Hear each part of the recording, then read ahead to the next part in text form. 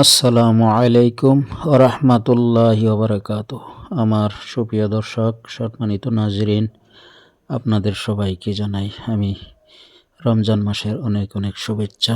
আল্লাহ তাআলা যেন আমাদেরকে এই রমজান মাসে সবার গুনাহ খাতা মাফ করে দিয়ে আল্লাহ তাআলার দরবারে আমাদেরকে যেন কবুল করে, আমাদেরকে যেন হালাল রুজি রোজগার করার তৌফিক দেয়।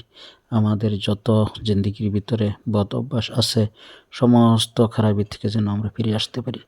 ভাই, আমি আমার এই ভিডিওর মাধ্যমে আপনাদেরকে 2-4টি কথা প্রশ্ন করব। ইনশাআল্লাহ আপনারা সেটার উত্তর আমাকে কমেন্ট বক্সে দিয়ে যাবেন।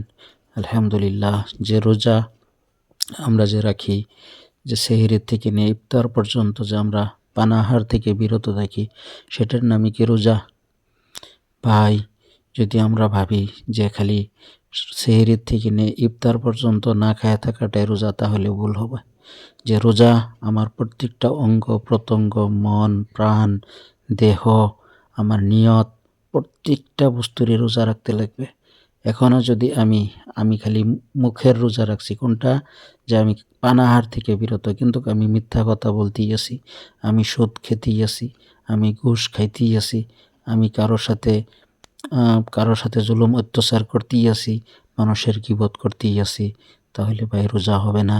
আর যদি আমরা রোজা রেখে আমরা যদি মোবাইলের ভিতরে হোক বা অন্য যে কোনোর মাধ্যমে হোক যদি কোনো খারাপ কিংবা দৃশ্য আমরা দেখতেছি, তাহলে ভাই সেটাও হবে না। যে আমার চোখ, আমার কান, আমার হাত, আমার মুখ, আমার অন্তর, আমার দেহ, আমার প্রাণ, সব কিছুকেই মিলিয়ে রোজা রাখতে হবে।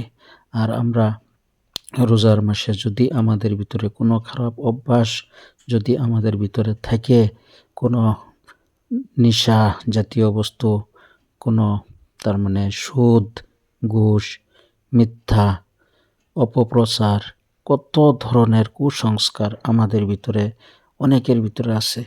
তা আমরা সবাই যেন এই রমজান মাসেই তওবা করে ফিরে আসতে পারি। আল্লাহ আমাদের সবাইকে কবুল করুক। আল্লাহুম্মা